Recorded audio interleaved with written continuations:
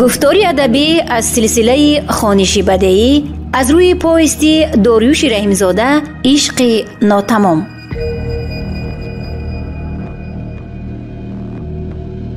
قسم 11. سمند.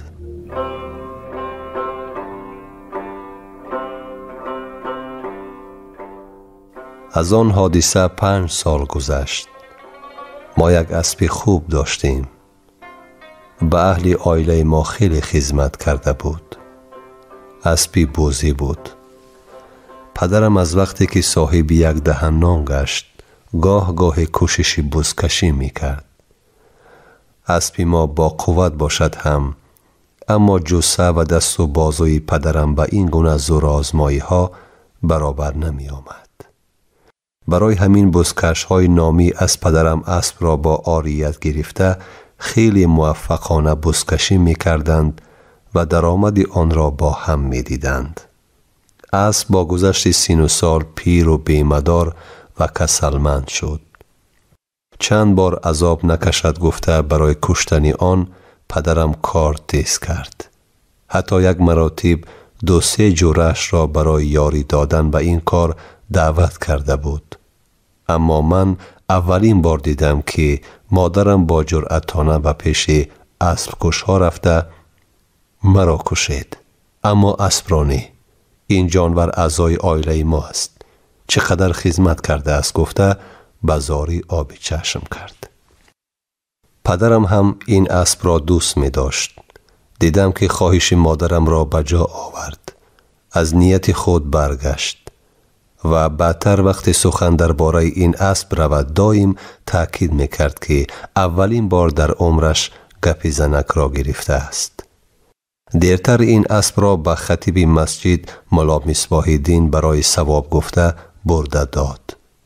بعد 1 هفته شنیدیم که خطیب آن جانور را با یک قصاب نرخ و نوا کرده فروخته است و پول آن را هم در جیبش زده است. حالا نمیدانم که چقدر ثواب آن به ما رسیده باشد. ما بی اسب ماندیم. پدرم از ملا عطا مؤذن مسجد یک اسب را خرید که مثل صاحبش خیلی بادی برآمد. خواص رنگ بود. از همه چیز می رمید. این اسب بیهوده و بهوده پایهای قفایش را به چپ و راست می پرتافت. فیخاس زنان به هر طرف از دهانش کف می پراند.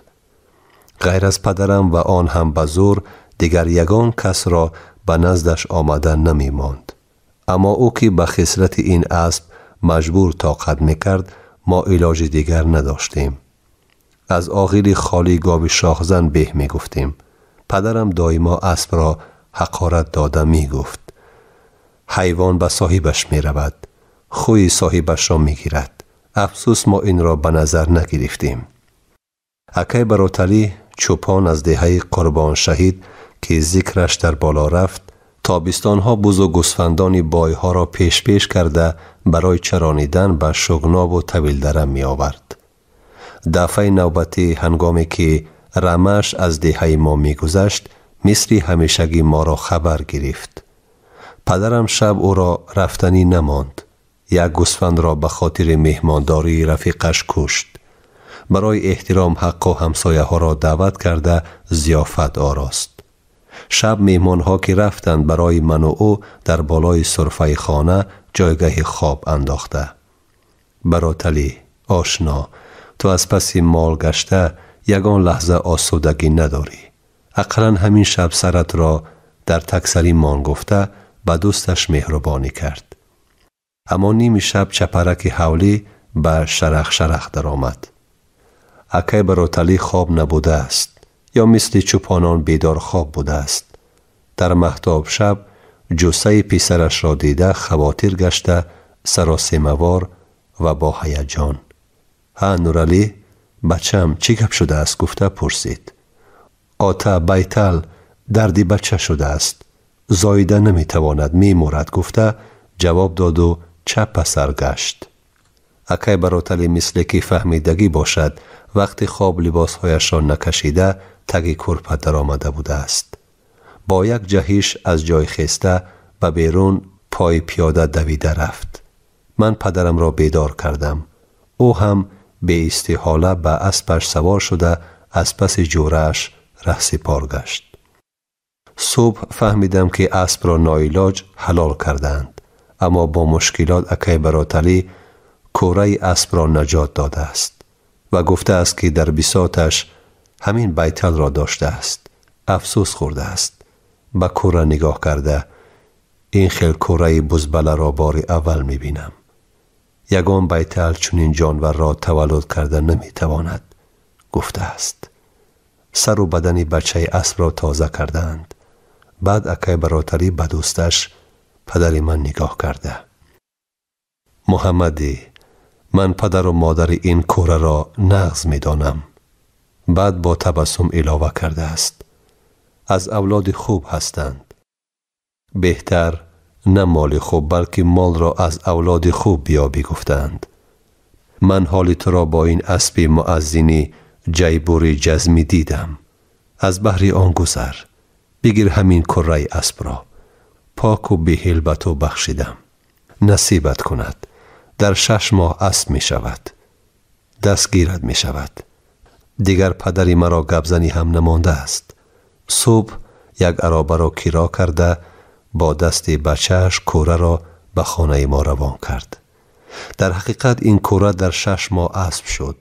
با قد و قامت بلند، استخوان‌های قوی، اندام باوقار، سر و گردن و مشک‌های برجسته، پای‌های دراز، خوش اندام و موزون.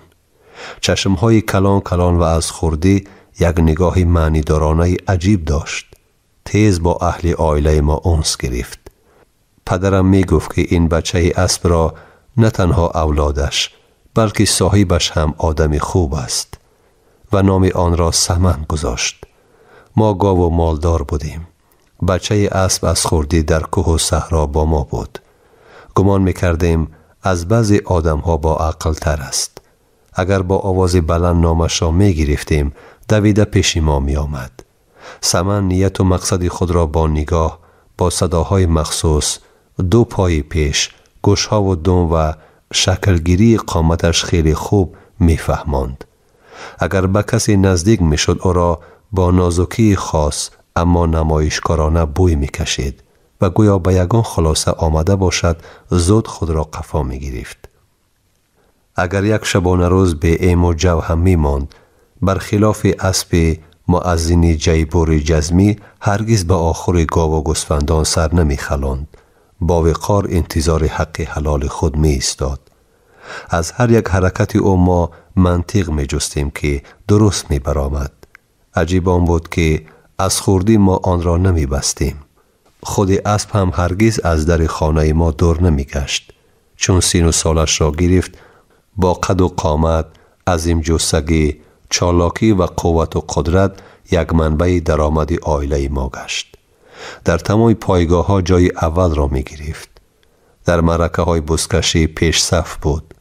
هرچند بزکش ها، پهلوانان نامی، پلدار و صاحبان سیم و زر پیش پدرم آمده زاری و تولا می کردند که اسب را فروشد، اما او به همه اعلان کرده بود که اگر به قد اسب طلا دهند این کار را نمی کند.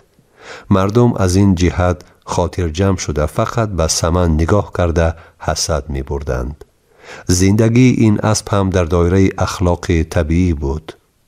هرچند بسیاری ها می خواستند که از این جانور کوره بگیرند و اسب هاشان خوشزاد گردد، اما سمن به یگان بیتل نگاه نمی کرد.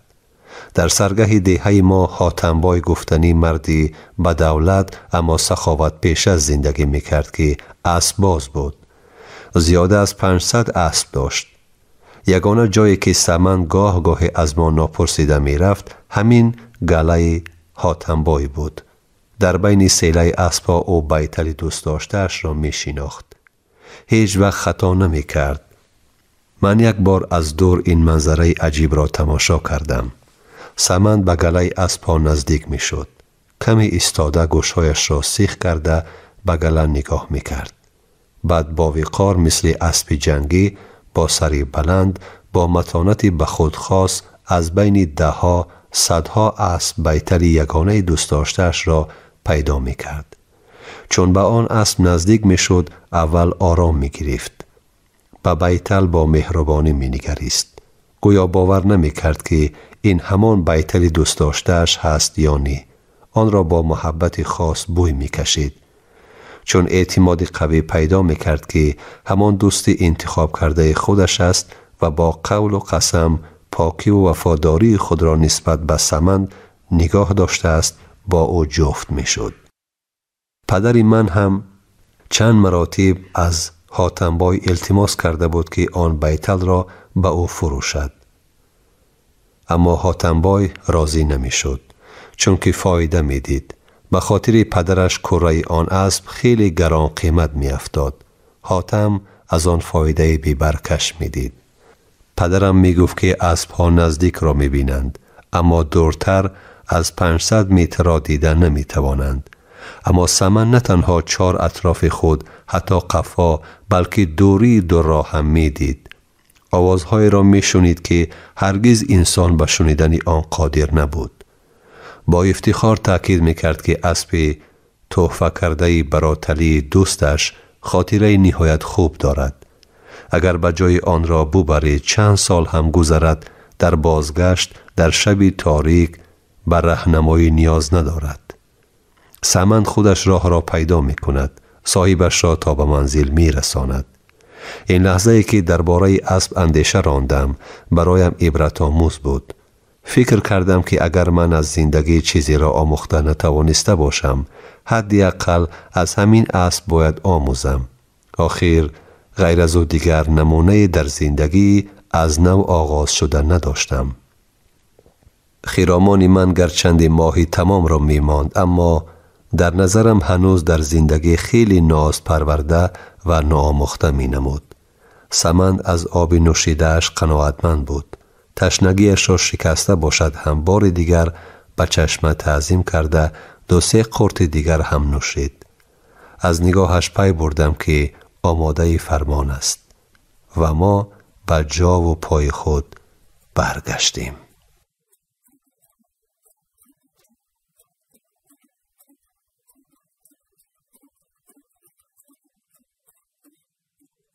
بازگشت.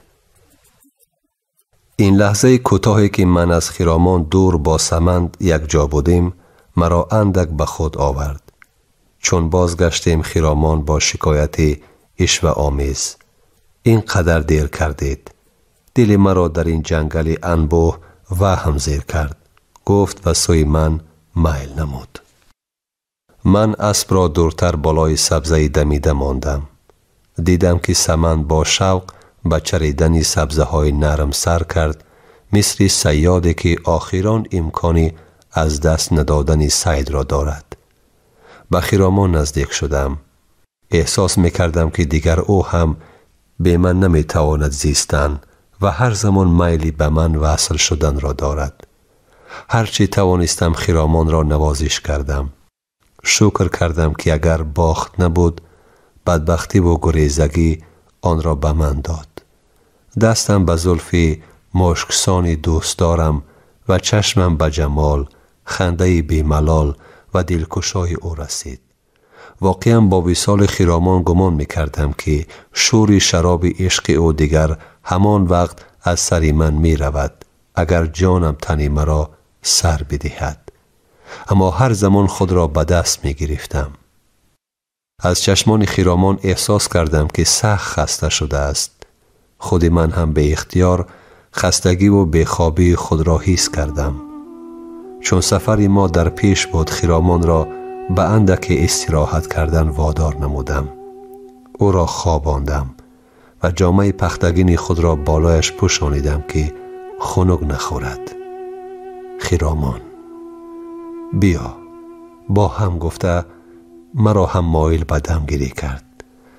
من از روی جوان مردی هرچند خرامان همکنون میلی نزدیک شدن داشت، او را برای خود همچون امانت و همسفر یک عمری می پنداشتم. از همه عمل بدون مجاز استحاله می کردم. خود را نگاه می داشتم. چطور دستها بگردن خوابمان برده است نفهمیده ماندیم. پاس گذشت. بیدار شدم. دست خیرامان هنوز در کتف من بود. با آهستگی که مبادا بیدار نشود از جا برخاستم. به سمن نگاه کردم که هنوز هم با ذوق تمام چریده ایستاده است. خیال کردم که جانور دوراندیش و وفادار وظیفه مشکل خود را میداند که به مقصد رسانی جفت سرگردان است. شما گفتار ادبی را از سلسله خوانش بدیعی از روی پوست داریوش رحیمزاده عشق ناتمام در قرائت دلشاد الصمد شنیدید. کارگردان خیرالله فتح‌الله، محرر عابدجان سعیدزاده. انجام قسم 11.